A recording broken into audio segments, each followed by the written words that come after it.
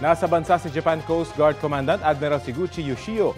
Detalye tayo sa ulat on the spot ni Oscar Oida. Oscar? Yes, Rafi, pasado 9 ng umaga ng gawaran ng arrival honors ng mga ng Philippine Coast Guard sa pamumuno ni PCG Commandant Admiral Ronnie Hill Gaban ang bumibisita sa bansa na si Japan Coast Guard Commandant Admiral Seguchi Yoshio. Nasa bansa si Yoshio bilang bahagi ng maritime cooperation sa pagitan ng bansang Japan at Pilipinas. Kaugnay nito, isang bilateral meeting ang isinagawa matapos ang arrival honors.